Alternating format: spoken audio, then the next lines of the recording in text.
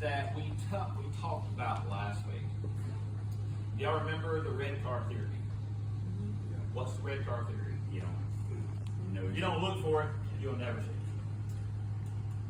The thing is that we're still on the line of vision. We're still on the line of, I'll be perfectly honest with you.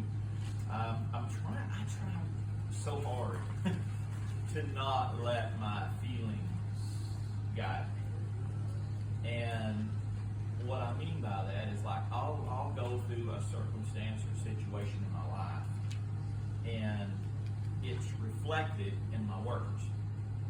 And I try not to be that way. I don't want it. It's just like, it'd be so easy today to talk about disappointments in family, disappointments this time of year, where we had expectations of people, and, how people in their moods can so easily destroy everything about you. And it's so easy to talk about that, but I don't want to talk about that. I would rather take that stimulus, and I'd rather let that stimulus be an issue to guide and teach me how to not go down that way. And the easiest way that I can do that is to try to focus on what God's vision is. But one of the things that's really been laid on my heart is, what is y'all's vision? And I wanted to talk to y'all about this, and I would like your honest thoughts about this. Well, as I was thinking about that, this is what comes out.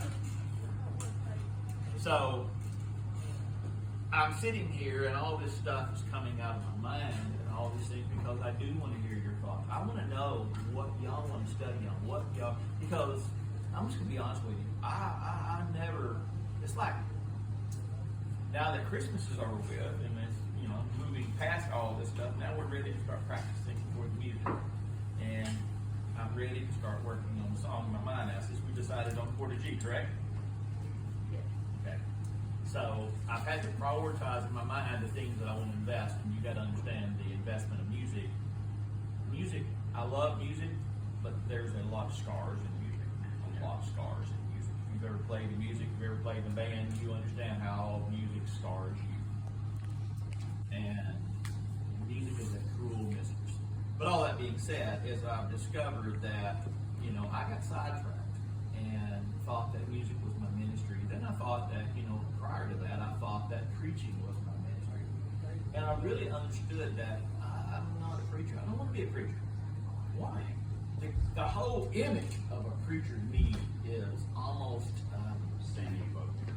it's off-putting. In other words, I love my mother. I loved my mother, and I love her still. But when my mama would start preaching to me, and I know y'all's not guilty of this, when my mama would start preaching to me, you know what I'd hear? Shut up. Shut up. I don't want to hear you cry. I don't want to hear you preaching to me. We can talk about anything else, but don't preach to me. And I know y'all don't have these anger issues, because I'm former and I'm a seed. And that was a combination of, that is an alchemical mix that should have never happened. Because when you get two people, two different family groups, that the only thing that we had in common of all the family groups was hating and fighting. And when you mix a family that hated with a family that fighting, oh my gosh, you had a hate and fight family. And we didn't hate and fight. We hated you, and then we fight with you. Then we hated ourselves because we fought with you. And so we're always in this turmoil.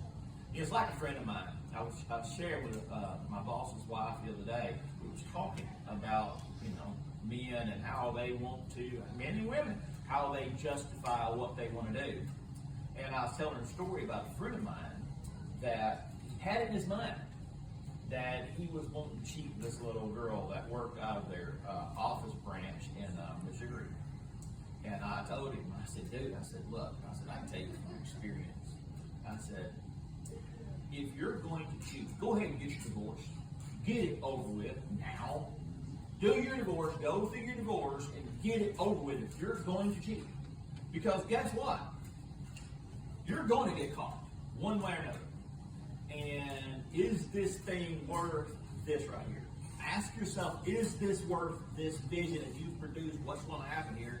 Because the other side of this thing is that when you cheat and when you go through that, I said, you got to understand something. I said, I know you. I said, so what you're going to do, I said, your wife is going to make your world hell. Because hell has no fury as a sworn woman. Boy, you tick off a woman, guess what? Carrie, understand, your world is probably screwed the worst because, God is gracious. God is kind. A scorned woman or not, are they, Carrie? He has no mercy. And I told him, I said, dude, if you think you need to do this thing, then get your divorce. Because you get a divorce, y'all go through it, then you decide you want to reconcile, then you go through this whole thing. I said, at least that way you'll have a clear conscience going into this thing. If not, prepare. Well, guess what? He went at him. And he kept saying, man, she won't forgive me. She won't forgive me. I'm like, okay. And he begged. He says, how come she can't forgive me? I said, because, dude, I told you. Come to find out, she been cheating. And I remember him calling me, man, I just can't forgive her. What the? And that's what I told him. I said, you're stupid. He said, what do you mean? I said, you've been crying about her not forgiving you. Now you can't forgive her. Y'all deserve each other. You're a match made in heaven. That's the problem. I speak my mind. So all this being said, in his mind he had this vision. And the problem is that he had this vision of how things was going to turn out. But you got to understand there are certain laws that, understand, if you do this thing, it's like lying to a person. If you lie to a person, no matter what, Dory, can you tell? You can tell. And the thing is that what is one of the big things is that guilty conscience. And I remember one of the hardest lessons that I've ever learned is you never call out a liar.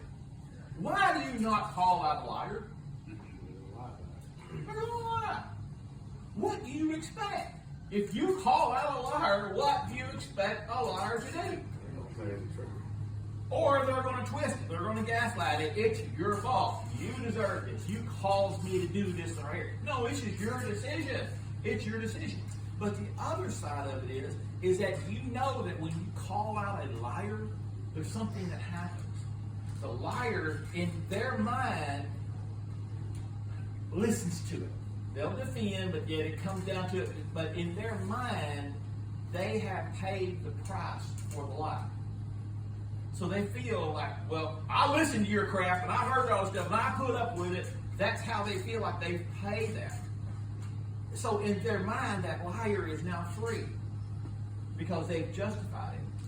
But if you'll let a liar, because Lance, you know this person will lie to you. You know they're a liar. So the thing is that guess what you don't have to do anymore? You never have to wonder what? If they're a liar. My boss and another guy was two people that I know in particular that the only way that you could tell if they're telling a lie or not is if their lips are moving. If their lips are moving, that's the surest sign that they're telling a lie. I can't stand people like that. But now that I know, guess what? They're liars. And so the thing is that you move on, because the thing is that you know that their value, their vision is not lined up with yours. You don't get them validated. Huh? You don't get them validated. Exactly. So the thing is that the Bible says, do not be unequally yoked. What does that mean? Think about this like, so let's use an analogy. So you're trying to move your boat because your boat got stuck. You got one guy who's attached a slinky to the front of your boat, and you've got a big rope attached to the front of your boat. And the further this guy pulls the slinky, the more it stretches. He's not doing his part, is he? He looks like he's contributing. He's going through the motions, but reality is he's this person contributing to your vision. So last week we touched about the red car theory. Red car theory is this, is that you don't think about red cars, so you don't see red cars. You know what's one of the reasons why they changed the color of fire engines to that color there and other colors? You know that red is the least observed color in the color spectrum of vehicles? The insurance industry, we do this. That's what the insurance people do. And they study the cars. And they start looking at the number of accidents, and red cars was involved in more accidents. And so what happened to it is that the major fire departments and police departments, they started changing the colors. Not so they're observed, but it's their insurance rates. Because they started saying, wait a second, if you're going to have red police cars or red fire engines, and they're the ones that's hit, so what we're going to do, we're going to change this, or you're going to pay our higher policy because this is your higher premium. And so they start changing so they don't get hit, so people see them. So if you're not looking for an opportunity, if you're not looking for this thing, a blessing, if you're not looking for whatever you're not looking for, you're not going to see. So you got to ask yourself, are you at? I always hate New Year's Eves and New Year's Eve resolutions because what do you always do? Huh? We make them and break them. The thing is that here's this deal. You know, you can always tell by the gym, Lance, when people come right after the holidays, that's when they come flocking in there, and you'll start seeing them. Now you'll start seeing the exercise ads everywhere. Exercise machine. Always want to sell you a what? A vision. They're trying to sell you a vision.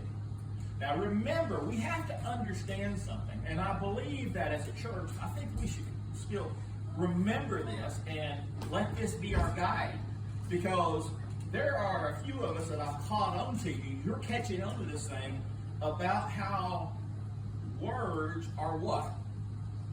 Spells. They're spells. People use words to create spells upon you. Oh, I love you. Best one in the world is bless their heart. Bless their heart. I've told you that story about my neighbor Jim that I fished with forever.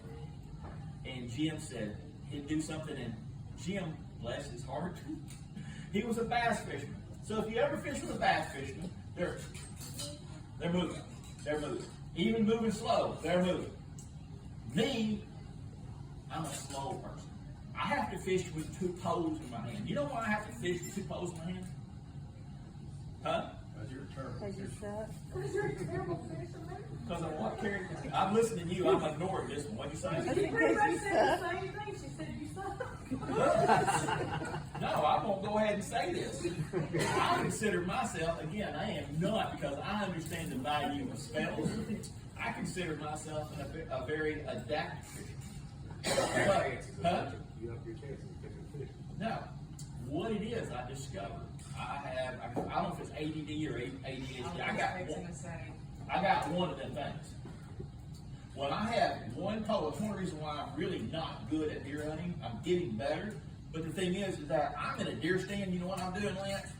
Ooh.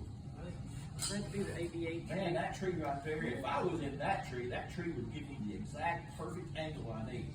And the whole time I'm sitting there, in my mind, I'm thinking, because you realize that everything I do, I'm constantly evaluating, can I do it better? Everything I do, I evaluate, can I do it better? Everything. You know, again, I live by this theory that anything worth doing is worth overdoing. And so I want to know how everything should be perfectly positioned and all that. And in my mind, I'm sitting there and I'm going, in the back of my mind, I'm not thinking about what I'm looking for. I'm not thinking about hunting the spot that I'm in. What I'm thinking about is where I want to be. Anything that I'm at, whatever I'm doing, I'm always thinking about where I'm at, where I've been. Remember last week we talked about problem solving. You think about your past, you think about your present, you think about your future. If this decision, you want to make a decision, well, in the past, have I made a dumb decision like that? Oh, yeah. Then don't do it. Does this decision help you where you're at? And is it going to get you where you want to go? So we're trying to learn how to think. So I sit there and I'm evaluating everything. I found that when I have one rod in my hand, I'm sitting there and going, and it's just, I've got a hole in my life. It's something that's not being used. And so, man, my patience, Marty will tell you, it's nothing. And so I'd go fishing with Jim, and I would sit there, and I would want to go slow over a spot. Because sometimes they want a fast presentation, sometimes they want a slow presentation. And if they're not hitting it quick, guess